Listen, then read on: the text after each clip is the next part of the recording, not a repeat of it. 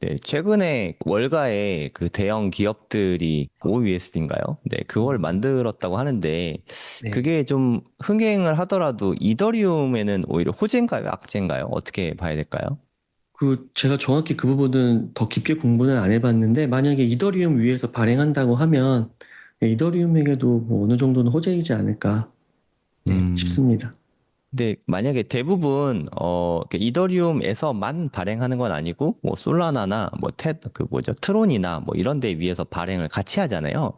네. 그렇다 하더라도 이더리움이 가장 수혜를 많이 보게 될까요? 그러니까 스테이블 코인 누가 되든 결국 승자는 이더리움이다. 약간 요렇게도 볼 수 있을까요?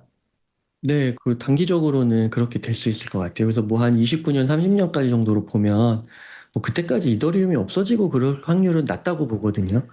그래서 그럴 때까지는 이더리움이 뭐 시장 지배적인 역할을 할 수 있을 것 같은데, 이제 이더리움 같은 경우는 조금 더 길게 보면은 불확실성이 큰 것 같아요. 어떻게 될지 모르겠지만은 뭐 나중에 또 이거 예전에도 한번 얘기 나왔던 건데 뭐 구글이 코인을 만들 수도 있는 거고요. 삼성이 코인을 만들 수도 있는 거잖아요.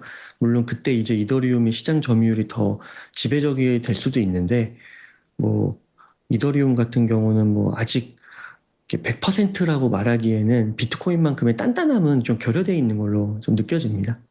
음, 뭐 구글이 코인 만든다는 만약에 뭐 만들지 안 만들지 모르겠지만 만약에 빅테크 기업에서 코인을 만든다고 치면 사실 어떻게 보면 저변은 확대되는 거잖아요. 뭐 예를 들어서 뭐 구글이 코인 만든 걸 G코인이라고 하면 G코인이 뭐 유튜브 할 때 모든 결제를 G코인으로 하겠다 뭐 이런 식으로 하면 코인 생태계 자체는 되게 커질 수 있잖아요. 그러면 비트코인에는 일단 호재로 볼 수 있을까요? 만약에 그렇게 된다면?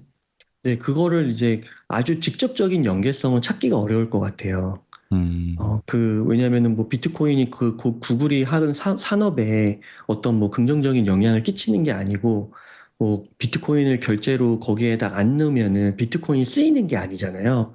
네. 그렇긴 한데, 이제 비트코인의 그 상징성, 그리고 지금 이 오프라인 세계에서의 금이라고 좀 생각을 하면 좋을 것 같거든요. 그래서 그런 기축 통화, 가치 저장 수단의 그런 가치로서는 굉장히 크고, 그리고 앞으로의 이런 뭐 블록체인 기술의 그 확장에 있어서의 상징성을 갖고 있는 것 같습니다. 그래서 그런 측면으로 봤을 때는 비트코인이 갖는 의미가 있는 것 같고요. 그래서 비트코인을 또 막 너무 막 극단적으로 옹호하고 찬양하고 그것도 아닐 수도 있을 것 같아요. 음, 왜냐면은 그 미래에 그러니까 저는 그렇게는 안 보고 있지만 비트코인이 앞으로도 많이 오를 수 있는 가능성이 있다고 보지만 사실 기관들이 또 비트코인을 안 사주고 그 수요가 안 들어오면은 상승은 하되 상승폭이 그렇게 크지 않을 수도 있다라고 보이거든요. 그리고 우리가 금을 봐서도 아시겠지만 금도 그렇게 막 엄청나게 오른 게 아니잖아요. 다른 자산 더 많이 오른 게 많잖아요. 그래서 비트코인은 이미 또 많이 올랐잖아요. 10년 전부터 해가지고요. 그래서 그런 거를 감안했을 때 또 막 비트코인을 또 너무 막 그렇게 극단적으로 옹호할 필요도 없는 것 같고 이제 여러 가지 자산 중에 하나로 보면서 투자를 해가는 게 좋지 않을까 싶습니다. 그러니까 비트코인이 좋을 것 같긴 하지만 그냥 안정성 측면에서 말씀하시는 거죠. 포트폴리오적으로 봐야 된다는 거는. 그렇죠. 자산 배분 차원에서 블랙록이나 뭐 그런 데서 다 5%, 15% 얘기를 하잖아요. 근데 이제 저 개인적으로 근데 이제 그런 걸 보면서 개인적으로는 이제 그런 블랙록이나 피델리티보다는 더 좋게 보니까요. 성장성도 크다고 보니까요. 일단은. 그러니까 이제 좀 더 포션을 늘리는 것이죠. 근데 이제 그렇다고 해서 막 비트코인이 막 모든 거를 바꾸고 뭐 모든 자산 중에 최고고 물론 그렇게 하니까 포션을 늘려가고 있는 것도 있지만은 이제 제가 이제 좀 투자를 해보고 이렇게 오랫동안 좀 지켜보고 또 힘들어 하시는 분들을 많이 보니까 또 그렇게까지만 보면 안 될 것 같다. 그런 생각이 들더라고요. 그러니까 너무 사랑에 빠지면 안 되는 거죠. 어떻게 보면. 아, 비트코인하고 사랑에 빠지면 안 된다. 그러면 비트코인이 그러면 매도를 만약에 할 계획을 잡는다면 비트코인은 어떤 식으로 그러니까 물려 있는 분들도 많으실 수 있으니까 어떤 식으로 탈출하는 게 좋을까요? 만약에 나가고 싶다고 하면. 네, 제 이제 뷰인데요. 이제 저는 이제 여러 가지 의견이 있는데 저는 우선 일단은 29년 10월이 그 다음 반감기의 절정입니다. 다음 사이클의 정점입니다. 그래서 그때의 가격은 당연히 그 1억 8천에 들어오셨다 해도 분명 그 가격 이상으로 돼 있을 거라고 보여요. 그래서 그때 욕심 부리지 말고 뭐 절반이든 뭐 60%든 그렇게 뭐 다 파셔도 되고 그때 정리를 하시면 좋지 않을까. 그러면은 이제 지금부터 한 3년 정도 남았네요. 예, 그 정도 보시고 투자를 하시면은 보통 어떤 자산들을 투자하더라도 매그니피센트 세븐이든 반도체든 다 몇 년씩은 해야 되잖아요. 그래서 그런 차원으로 접근하셔서 탈출하시면 되지 않을까 싶습니다.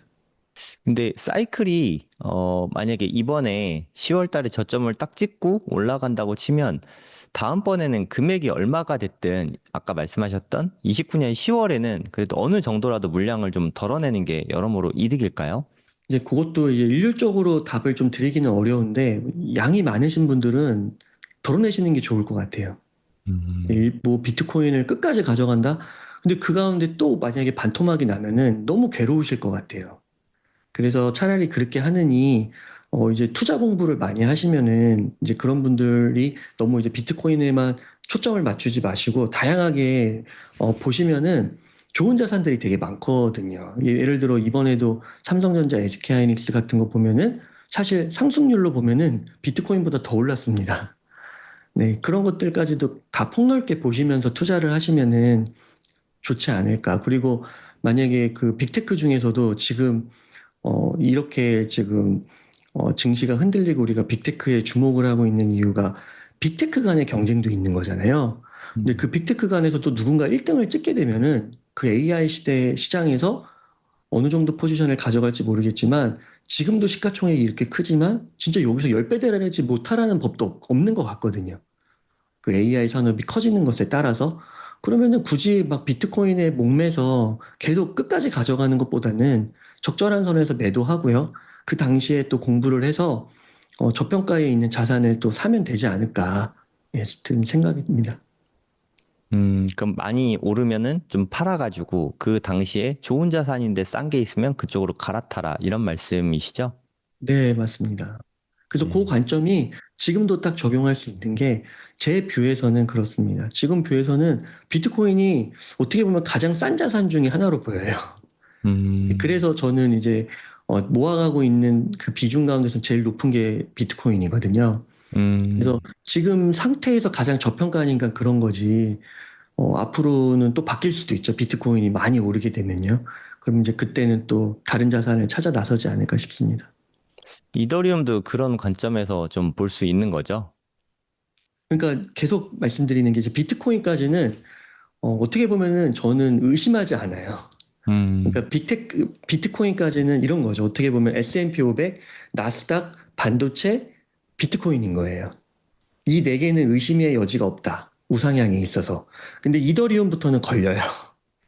마이크로 스트레티지도 걸리고 비트마인도 걸리고 서클도 걸리고 다 걸리는 겁니다. 여기서부터는. 그러니까 얘네는 이 앞에서 제가 언급한 네 개에 들어가지 못해요. 그러니까 포션을 줄여야 되고 정말 많이 하락할 수 있고 심지어 0이 될 수도 있기 때문에 내가 감당할 수 있는 부분을 냉정하게 따져서 정말 소액을 사야 된다는 것이죠. 적정량을 사야 된다는 것이죠.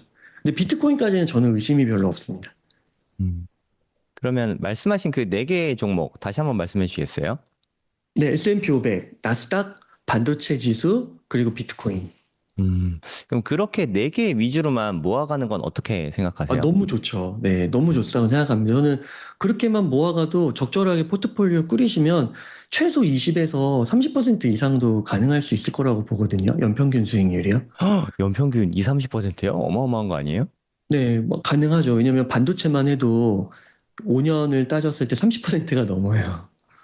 네, 근데 그리고 만약에 나스닥은 올해나 작년 그 실적을 제외해도 그렇게 실적이 그 나오나요? 부분은 잘 모르겠습니다. 그 부분은 조금 줄어들 수는 있을 것 같은데 네, 그럼에도 아마 될 거예요. 왜냐면은 30%씩 모은다고 하면 거의 2년 반에 두 배가 되는 거거든요. 네, 그럼 5년에 최소 4배 이상은 올랐을 거라고 제가 생각이 들거든요. 네. 그래서 그런 거 감안하고 비트코인, 물론 이제 비트코인도 어디서부터 오르고 어디서부터 끊어야 되느냐에 따라 이게 다른데 만약에 이제 작년 이제 고점으로 끊는다. 지금 이제 50% 하락을 했으니까 지금 끊으면은 거의 연평균 수익률이 안 나올 텐데 작년 말로 끊으면은 상당히 높을 거예요. 그것도. 그렇게 되면 최소 20에서 30은 나올 수 있을 것 같습니다. 그러면 음, 그 정도만 복리로 10년, 20년을 쌓아가면은 다 부자 되실 수 있죠. 예. 어느 음. 정도 부의 기준엔 다 오를 수 있지 않을까 싶습니다. 네, 지금 오늘 웅달님 말씀을 좀 듣다 보니까 그렇게 네 개의 종목 중에서 지금은 비트코인이 좀 싸니까 비트코인을 좀 더 담다가 비트코인이 또 많이 오르고 혹은 29년 10월쯤 되면은 일부 좀 팔아가지고 말씀하신 것 중에 좀 많이 빠진 게 있으면 그쪽으로 좀 갈아타고 이런 식으로 전략을 세우는 것도 좋겠네요. 네, 좋습니다. 그래서 저도 요즘에 이제 반도체 좀 많이 담았고, 그 다음에 구글도 오늘 조금 담았다고 말씀드렸잖아요. 그래서 이러한 것들이 같이 좀 종합적으로 포트폴리오에 들어가 있어야 될 것 같아요. 그리고 이제 디램 ETF 같은 것도 모아서 거기 그걸 사면 또 삼성전자랑 SK하이닉스도 들어가 있는 거고요. 그렇게 해서 포트폴리오가 중요한 것 같습니다. 어떠한 자산의 몰빵은 하실 수 있는 분은 하시되 이제 그게 힘드신 분들은 그렇게 하지 마시고 자산 배분을 좀 하는 상태에서 조금 더 내가 공부가 돼 있는 거 그리고 조금 더 욕심이 나면은 거기에 집중을 하고 이런 흐름이 좋지 않을까 생각합니다. 네. 어, 제가 지정학 쪽은 좀 너무 어려워서 잘 몰라서 그런데, 갑자기 이란 이슈는 또 왜 이렇게 불거지고, 유가는 또 왜 이렇게 갑자기 오르고 있는 건가요? 근데 그게 이제 그 미국과 이란이 전쟁이 재개된 건데요. 그때 이제 어떤 이슈가 있었냐면은 그 이란이 아마 봉쇄를 했던 걸로 제가 기억을 하거든요. 그게 이제 벌써 몇 주 됐죠.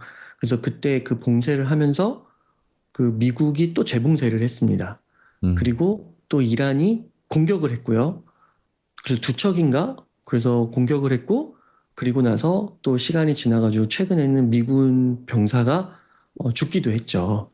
그러면서 이제 MOU 이런 거 다 물 건너가고, 그 다음에 지금, 이제 그 지정학 이슈가 첨예하게 되면서 지금 이제 폭격기까지 떴다고 하더라고요. 근데 그 폭격기가 뜬 거는 전쟁 양상이 확산되는 거라고 보더라고요. 왜냐면 그 폭격기 한 대를 띄우는데 굉장히 많은 그 고민이 들어있는 거고, 비용도 많이 들어가고요. 그래서 지금 우선은 더 좀 심각해진 것 같다. 예, 그렇게 볼 수 있을 것 같습니다.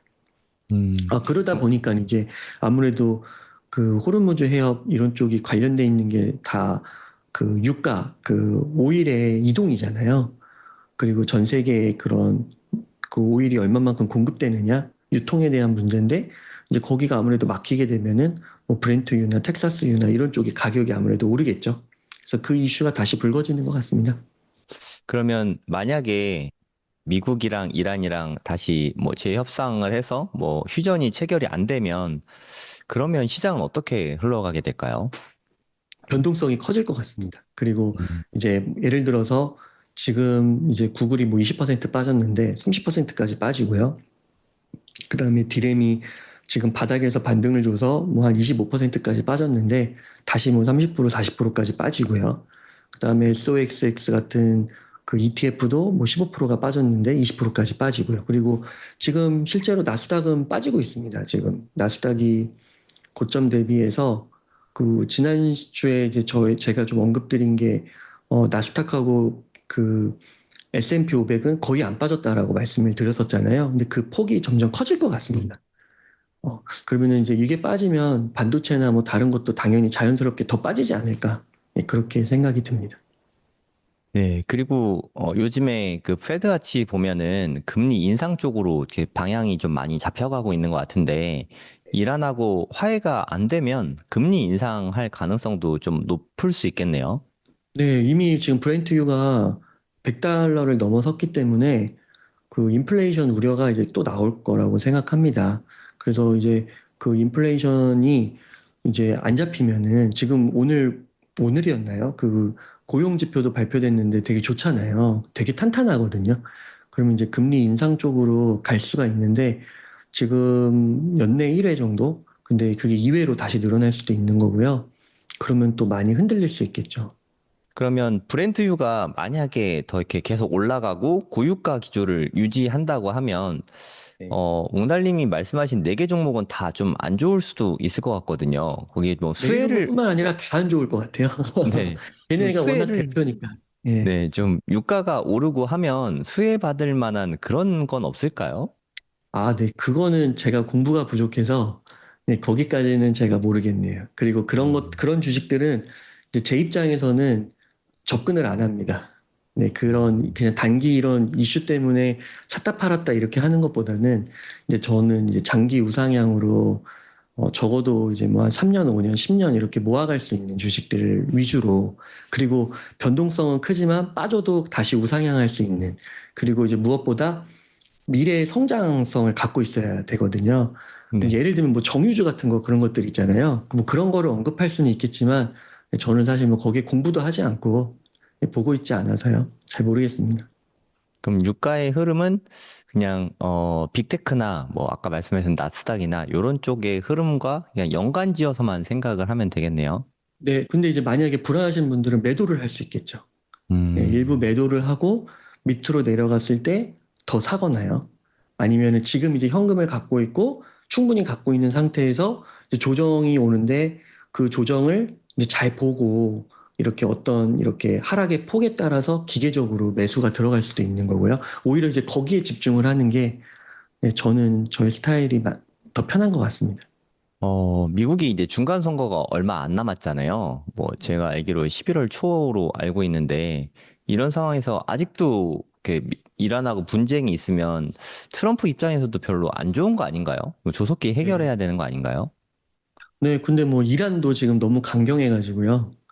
네, 음, 손바닥도 마주쳐야 소리가 난다고 하는데 어떻게 될지 잘 모르겠습니다. 그리고 진짜 아직도 근데 시간이 좀 남아 있는 것 같기도 하고요. 그리고 이제 제가 요즘에 좀 느끼는 거는 그런 것 같습니다. 그 주식이든 이게 되게 많이 들어보신 말일 텐데 그냥 쌀 때 사는 게 중요한 것 같아요. 음, 언제 오르고 언제 회복이 되고 이런 것들은 사실 맞추는 게 거의 불가능하다고 보거든요. 그리고 변수도 너무 많고요. 그래서 일단 싸게 사두면은 좀 여유가 있는 것 같아요. 그래서 이제 성쌤이나 저나 이제 비트코인도 싼 구간에서 샀기 때문에 아무래도 다른 분들보다 마음의 여유가 조금 더 있는 것 같고 반도체 같은 경우도 저 같은 경우는 이제 운이 좋게도 한 40% 하락했을 때 좀 많이 담을 수가 있었어요. 그래도 그러니까 이제 여기서 빠지더라도 그래도 좀 마음이 그렇게 막 흔들리지 않는 것 같고요. 그다음에 저희가 뭐 반도체나 이런 것들 기본적으로 분할 매수를 3년 이상 정도 기간을 두고 매수하기로 이렇게 말씀을 좀 드렸었잖아요. 근데 네. 아직 한 7, 8주밖에 안 지났더라고요. 그러니까 아직 한 179주가 남아 있더라고요. 그러니까 뭐 전혀 걱정이 없죠. 예, 음, 저희가 또 방송 한번 했던 게 엔비디아를 고점부터 모아가기 시작했을 때도 엄청난 수익률을 얻은 그런 것들도 데이터로 다 보여드렸잖아요.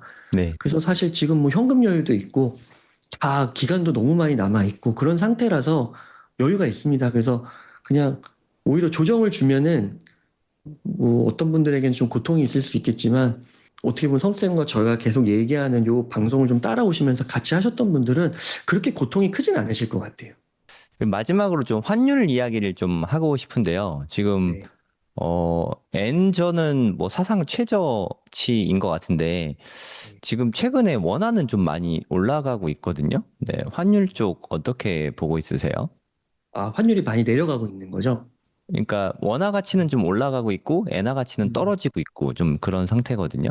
아, 네네네. 달러 인덱스는 또 오르고 있고, 아, 네네네. 그쵸, 그쵸. 그러니까 환율로 달러로 봤을 때 이제 그 원화가 1,500원에서 1,400원대로 이렇게 가는 거. 네네. 예, 맞아요. 그렇게 보면은 이제 그게 이제 그 SK 하이닉스의 역할이 되게 큰 것 같기도 해요. 그 SK 음, 하이닉스나 뭐 삼성전자가 외화를 어마어마하게 벌어가지고 그거를 지금 환전을 하고 있어서 국내에다가 계속해서 달러를 공급해 주는 게 아닌가 싶기도 하거든요.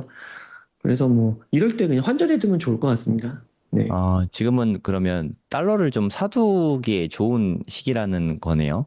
네, 너무 좋지 않을까요? 바꿀 수만 있으면. 네. 음. 그러면 월급 받을 때마다 달러로 좀 환전을 일부분 이렇게 해두는 건 어떻게 보시나요? 네, 좋은 것 같습니다. 네, 음, 저는 항상 그렇습니다. 돈이 들어오면은 사실 저는 뭐 환율을 거의 보지 않고요. 그냥 바꾸거든요. 그리고 이제, 들어오자마자. 네, 들어오자마자 바꾸고 아니면은, 그러면 이제 달러가 좀 있으면 쓰다가 없으면 또 바꾸고요. 그냥 거의 안 보고 그냥 바꾸는데 바꿀 때 봤을 때 환율이 낮으면 더 좋은 거죠. 약간 이제 음, 그런 느낌으로. 그래서 저는 1,500원에서 1,510원대에 많이 바꿨습니다. 이번 7월 안에는. 근데 네, 지금 보니까 1,476원이니까 더 좋네요. 네, 네. 예, 그러면은 지금 또 바꾸셔도 될 것 같고요. 그러면 뭐 너무 환율 금액 보지 말고 그냥 꾸준히 달러를 매수해 두는 게 낫다. 네, 이렇게 보면 되겠네요. 네, 근데 이제 원화도 쓰셔야 되니까 딱 그거 떼놓으시고 음, 바꾸셔서 미국 주식이나 뭐 미국 자산 사시고 그다음에 장기 투자하시고 그렇게 하시면은 뭐 한 5년 투자하시면은 5년, 10년 투자하시면 나중에 환율이 뭐 1,600원, 1,700원 가 있지 않을까 그렇게 생각이 듭니다. 네, 그러면 미국 주식도 오르고 환율도 이득이 되고 하면은 되게 큰 수익을 얻을 수도 있겠네요. 아, 네, 그렇죠. 지금 만약에 예를 들어서 디램 ETF 같은 거 길게만 볼 수 있다면요. 최태원 회장님의 말씀이 맞고 이러면은 2030년까지도 공급 과잉 없다고 하잖아요. 그럼 만약에 두 배가 올랐어요. 근데 그거 디램 ETF 달러로 갖고 있잖아요. 근데 디램 ETF 주가가 두 배가 됐는데 거기다가 환율까지도 한 20% 오른 거예요. 와, 그러면은 그것도 환율 효과까지 더해진다면은 상당한 수익률이 될 수 있겠죠.